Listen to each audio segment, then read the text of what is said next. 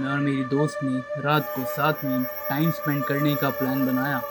मुझे याद है उसका घर दूसरों जितना बड़ा या शानदार तो नहीं था, पर बहुत ही कंफर्टिंग और वार्म फील होता था। उसने मुझे बेडरूम दिखाया और मेरे सामान को रखने में मदद करी।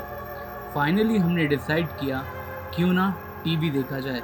कुछ देर बाद उसने बोला वो किचन से स्नैक्स लेकर आती है। मैं सिर हिला के टीवी चैनल्स स्विच करता रहा। ये वही पार्ट है जो आज तक मेरे रोंगटे खड़े कर देता है। उसने किचन में काफ़ी टाइम लगा दिया। मैं सोचने लगा इतनी देर क्यों हो गई, लेकिन कुछ मिनट बाद वो वापस आई।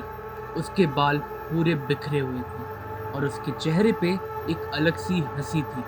मैं डिस्क्राइब नहीं कर सकता कि वो हंसी कितनी डरावनी थी।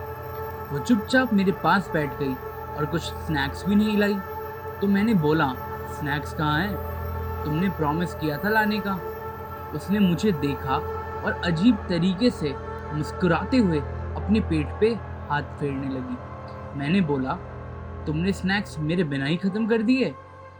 उसने ये बात सुन के सिर्फ स्माइल पास करी और कुछ बोला नहीं।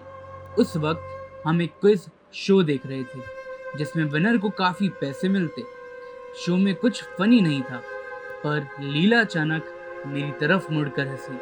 वो एक प्यारी सी हंसी थी। मैं सोच रहा था वो क्यों हंस रही है, क्योंकि वो यूजुअली बहुत सीरियस होती थी और आज इतना ज़्यादा हंस रही थी। फिर उसने अचानक हंसना बंद कर दिया और स्क्रीन पे देखती रही। कुछ मिनट बाद उसने मुझे दोबारा देखा और इस बार ज़्यादा ज़ोर से हंसी।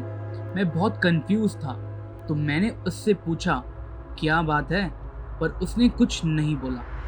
वो हंसकर मुझे देखती, फिर स्क्रीन पे देखती, फिर दोबारा मुझे देखती और फिर दोबारा स्क्रीन पे देखती। वो ऐसे ही कुछ मिनट तक करती रही, तो मैं भी उसके साथ हंसने लगा, सोच के कि वो बस मस्ती कर रही है। फिर वो सोफे से उठकर मेरे सामने आके खड़ी हो गई। मैंने उसे आराम से धक्का दिया और उसे हटने के लिए कहा और अचानक ही वो व्हील पोज करने लगी। मैं बहुत वियर्ड और कंफ्यूज फील कर रहा था। उस वक्त मैं डर नहीं रहा था, क्योंकि मुझे घोस्ट या पोजेशन में विश्वास नहीं था। मैंने उससे पूछा कि वो ऐसा क्यों कर रही है, पर उसने कोई जवाब नहीं दिया। मैं उसका वीडियो कैप्चर करना चाहता था, पर तभी वो किचन की तरफ चल पड़ी। किचन में अंधेरा था और लिविंग रूम से वहाँ कुछ दिखाई नहीं दे रहा था। मैंने 5-10 मिनट वेट किया, फिर उसे चेक करने के लिए उठा। अचानक मेरे पॉकेट में फ़ोन रिंग हुआ। जब मैंने नाम देखा तो और भी ज़्यादा पजल हो गया, क्योंकि ये कॉल लैला मुझे कर रही थी।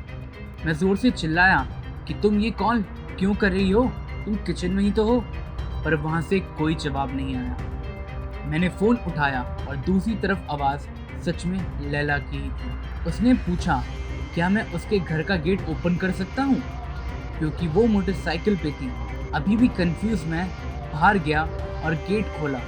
लैला अंदर आई स्नैक्स के बैग लेकर। मैंने उसे जो भी मेरे साथ बीता वो सारा किस्सा बताया और उसने अपनी कुछ अलग ही स्टोरी सुनाई। जब वो किचन गई और कोई स्नैक्स नहीं मिले, तो उसने डिसाइड किया नियर बाय स्टोर से कुछ लेके आने का। जब वो किचन से बाहर निकली, उसने मुझे देखा कि मैं सोफे पे बैठा हुआ ब्लैंकली टीवी देख रहा हूँ, इसलिए वो अकेले स्नैक्स लेने चली गई। पर मैंने उससे कहा, उसने कभी मुझे ये पूछा ही नहीं और मैंने कभी ब्लैंकली टीवी देखा ही नहीं।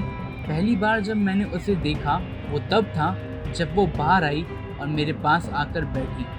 एंड में हमने किचन चेक किया और कुछ नहीं मिला। हमने आज तक डिसाइड किया हुआ है कि हम इस बारे में कभी बात नहीं करेंगे, पर आज तक मैं अपने आप से पूछता हूँ, अगर असली लैला वो थी जिसने मुझे गेट ओपन करने के लिए बोला, तो कौन था वो जो मेरे साथ 1 घंटे तक बैठा हुआ था?